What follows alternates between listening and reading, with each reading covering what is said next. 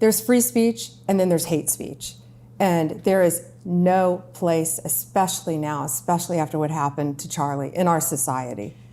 Do you see more law enforcement going after these groups who are using hate speech and putting cuffs on people so we show them that some action is better than no action? We will absolutely target you, go after you, if you are targeting anyone with hate speech, anything, and that's across the aisle. I was wondering if you could talk about where you draw the line with free speech, hate speech, and slander. It's a terrific question. My position is that even hate speech should be completely and totally allowed in our country. The most disgusting speech should absolutely be protected. And it's not a viewpoint that is held by the left. The ACLU used to hold this viewpoint. The American Civil Liberties Union, they sued so that legitimate Nazis could march through downtown Skokie. You remember this? Back in the 80s and 90s?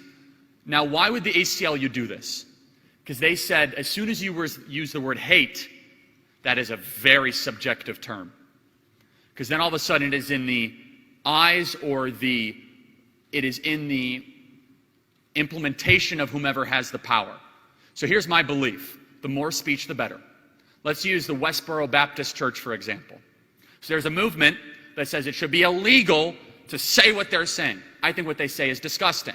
I think what they say is reprehensible. But I've also seen every time they show up, a multiple of people show up peacefully to show how foolish they are. I think that in a civil society, the best ideas will win as long as you have that marketplace. And here's the real issue. As soon as you shut up hate speech, those people only get more powerful. And this is the unintended consequence of censorship.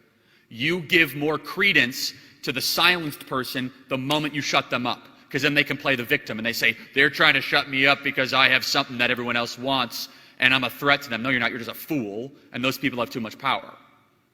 And so the minute that you start to enforce speech laws like they do in Europe based on specific political opinions, regardless of how reprehensible they are, then you actually give credence to them. This is why in Germany, where they do not allow swastikas, they do not allow Nazi paraphernalia, their white nationalist awful movement is actually gaining traction because it has like a rebellious underbelly. No. Let me be very clear. Bring your bad ideas publicly so decent people can cross-examine you, so we can see who you are, we can talk to you, and convince the public otherwise. This is a hard argument for some young people to hear because they're like, it's so hateful, it's so awful, it deteriorates our country. No. Those ideas, if they spread, deteriorate our country. But good people will speak in opposition to them. And that's why I'm a big believer, I'm a free speech absolutist, through and through.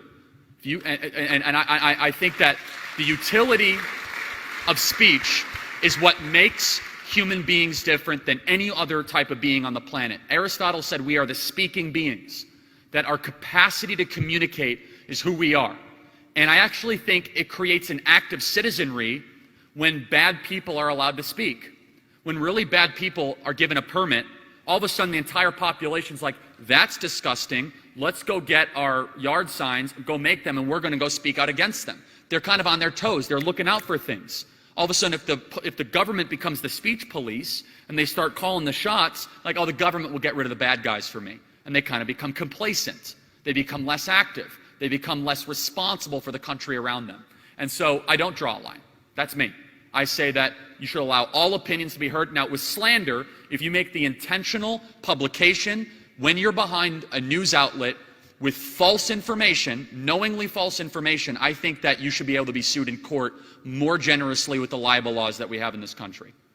And so the difference is that if you know you have materially false information and you publish it to a big, wide readership, that is not freedom of speech, that is slander. And it's very clear what the Supreme Court has said with that. And so I hope that helps answer your question. So thank you.